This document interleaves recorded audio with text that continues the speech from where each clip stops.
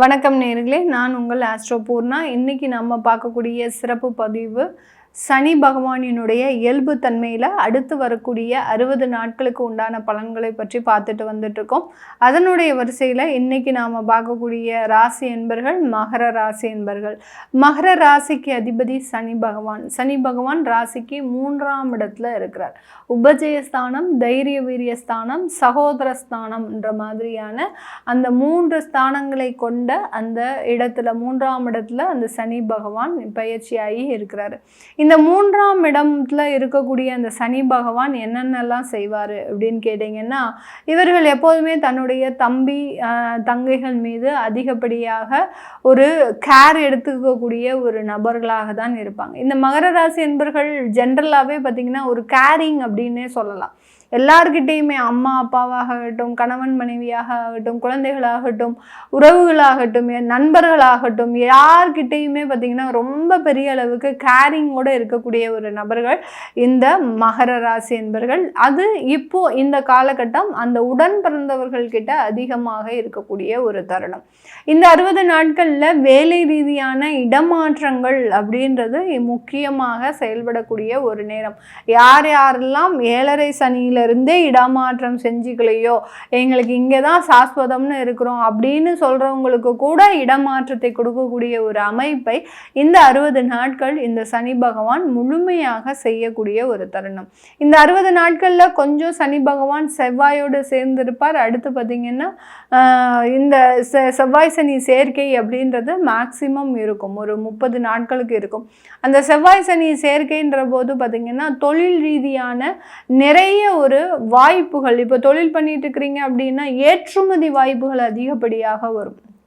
உங்களுடைய ப்ராடக்ட்டுக்கு ஒரு அங்கீகாரம் அப்படின்றது அந்த மார்க்கெட்டில் உங்களுக்கு கிடைக்கிறதுக்கு உண்டான ஒரு நேரமாக இருக்க போகுது.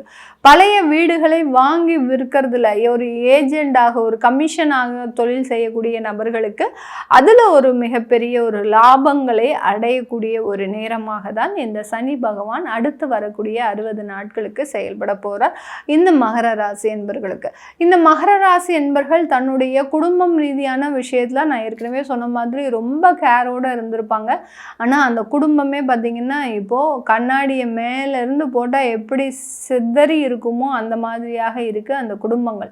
ஒரு சிதறின ஒரு சூழ்நிலை. ஒரு குடும்பத்தோடு எல்லாம் செஞ்சோம், எல்லாம் ஒரு என்ஜாய் பண்ணணும் அப்படின்னு இல்லாமல் ஒவ்வொருத்தரும் ஒரு கால சூழ்நிலையில் ஒதுங்கி இருக்கக்கூடிய ஒரு சூழ்நிலை. அந்த ஒதுங்கி இருக்கிறது அப்படின்னு சொன்னீங்கன்னா ஒருத்தர் முகம் கூட பார்த்துக்க முடியாத ஒரு சூழ்நிலை. எல்லாருமே ஊரை விட்டு போயாச்சு, எல்லாருமே வேலை அப்படின்னு இருக்கிறாங்க. ஒருத்தர் பேசினாலே ஒருத்தர் சண்டை வருது அப்படின்ற அளவுக்கு இந்த மகர ராசி என்பவர்களுக்கு அதிகப்படியான ஒரு தொந்தரவுகள் இருக்கக்கூடிய ஒரு நேரமாக தான் இருந்திருக்கு. இது எல்லாமே இந்த காலகட்டத்தில் நிவர்த்தி ஆகுமா அப்படின்னு கேட்டிங்கன்னா அதெல்லாம் நிவர்த்தி ஆகிறதுக்கு நம்ம ட்ரையும் பண்ணக்கூடாது. பண்ணணும் அப்படின்னா அது மேலும் ஒரு துன்பத்தை கொடுக்கக்கூடிய ஒரு நேரமாக தான் இருக்கும். ஏன்னா 2ஆம் இடத்துல ராகு பகவான், அடுத்து பார்த்திங்கன்னா அவர் அப்படியே உங்களுடைய ராசியை நெருங்கி வந்துட்டு இருக்கிறாரு. ஜூலை மாதத்துக்கு மேலே அந்த சனி பகவானும் வக்ரம் அடைகிறதுனால அந்த குடும்பத்தை சேர்க்கறது அப்படின்றத முயற்சிகள்லாம் பண்ணக்கூடாது. விவாகரத்து வழக்குகள்லாம் இருக்குது மகர ராசி என்பவர்களுக்கு, அதை சந்தோஷமாக ஏற்றுக்கோங்க. அந்த விவாகரத்தை நினச்சி ரொம்ப அளவுக்கு கவலைப்படாதீங்க. ஏன்னா நல்லதே நடக்கணும் அப்படின்ற ஒரு விஷயம் உங்களுடைய ஜாதகத்தில் உங்களுடைய அந்த காலச்சக்கரத்தில் இருக்கிறதுனால, காலச்சக்கரத்துக்கு 10ஆம் இடத்துல அந்த மகர ராசி என்பர்கள் இருக்கிறதுனால எப்போதுமே ஒரு நன்மையான விஷயங்கள் இறுதியில் இவர்களுக்கு வந்து சேரும். அதனால் விவாகரத்து ஆக போகுது அப்படின்னு நினச்சி கவலைப்படுறதை விட அடுத்த கட்ட ஒரு வாழ்க்கையை நோக்கி பயணிக்கிறதுல தான் இந்த மகர ராசி என்பர்களுக்கு அதிகப்படியான ஒரு மாற்றங்கள் இருக்க போகுது. வேலை ரீதியான சில விஷயங்களில் உங்களுக்கு நல்ல ஒரு அங்கீகாரம், இப்போ பார்த்திங்கன்னா உங்களுக்கு இந்த டயத்தில் ஆன்சைட் ஜாப்லாம் வர்றதுக்கு உண்டான ஒரு நேரம். வெளிநாடு செல்றதுக்கு தற்காலிக சூழ்நிலைகள், நான் சொல்லக்கூடிய விஷயங்கள் எல்லாமே பார்த்திங்கன்னா தற்காலிக சூழ்நிலைகள். இந்த தற்காலிக சூழ்நிலைகள் வாய்ப்புகளாக வரும்போது அதை நிரந்தரமாக மாற்றுவதற்குண்டான முழு அமைப்பும் உங்களுடைய சுய ஜாதகத்தில் இருக்கும். அந்த சுய ஜாதகத்தில் இப்போ எனக்கு தற்காலிகமாக கிடைக்கக்கூடிய வாய்ப்புகள் தற்காலிகமாகவே முடிஞ்சிருமா, இல்லை எனக்கு நிரந்தரமாக கிடைக்குமா அப்படின்னு கேட்கணும் அப்படின்னு பார்த்தீங்கன்னா நீங்கள் தாராளமாக பார்த்துக்கலாம்.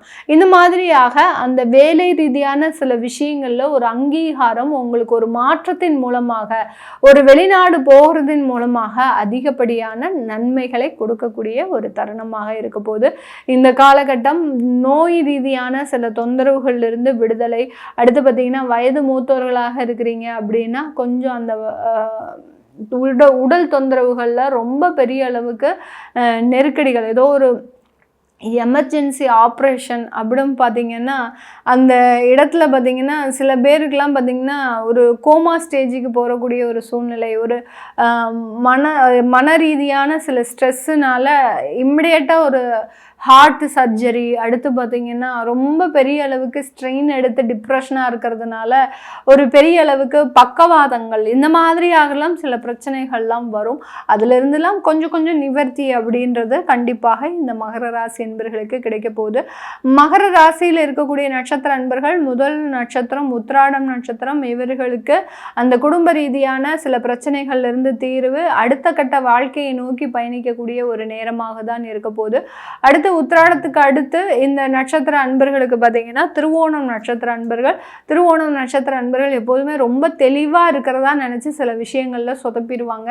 அந்த தெளிவான சூழ்நிலைகள் இவர்களுக்கு நல்லது மாயை மாதிரி இருந்துட்டு அதுக்கப்புறம் இவர்களுக்கு ஒரு ஏமாற்றத்தை கொடுக்கும். அதனால் எந்த இடத்துலையும் பெரிய அளவுக்கு நீங்கள் ஒரு நம்பிக்கையோடு செஞ்சீங்கன்னா தான் அதில் நல்ல ஒரு வளர்ச்சி அப்படின்றது கண்டிப்பாக இருக்கும்.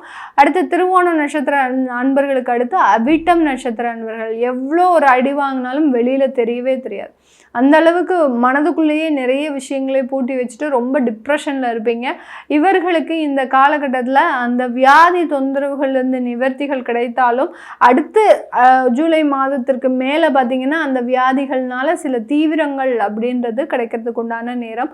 வரன் ரீதியான விஷயங்களில் இந்த மகர ராசி என்பவர்களுக்கு நல்ல ஒரு மாற்றங்கள் கிடைக்கக்கூடிய ஒரு நேரமாக இருக்க போது.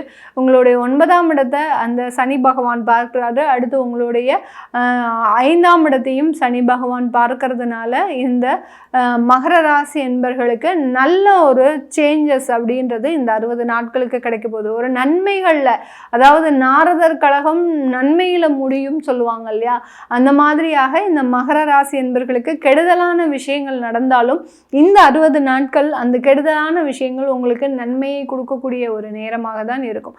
இதெல்லாமே நம்ம கோச்சார நிலவரப்படி பலன்களை கணிச்சு சொல்லியிருக்கிறோம். உங்களுடைய சுய ஜாதக திசாபுத்தி பலன்களை பார்க்கணும் விருப்பப்படுறவங்க கீழே இருக்கிற நம்பருக்கு வாட்ஸ்அப்பில் அப்பாயின்மெண்ட் வாங்கிக்கிட்டு நீங்கள் கன்சல்ட் பண்ணிக்கலாம். உங்களுடைய குழந்தைகளுக்கு ஜாதகம் எழுதணும், நியூமராலஜி படி பெயர் வைக்கணும்னு நினைக்கிறவங்களும் கீழே இருக்கிற நம்பருக்கு வாட்ஸ்அப்பில் மெசேஜ் அனுப்புங்க. அதற்குண்டான விவரங்கள் தெரிய வரும். உங்களிடமிருந்து விடைபெறுவது உங்கள் ஆஸ்ட்ரோ பூர்ணா. நன்றி, வணக்கம்.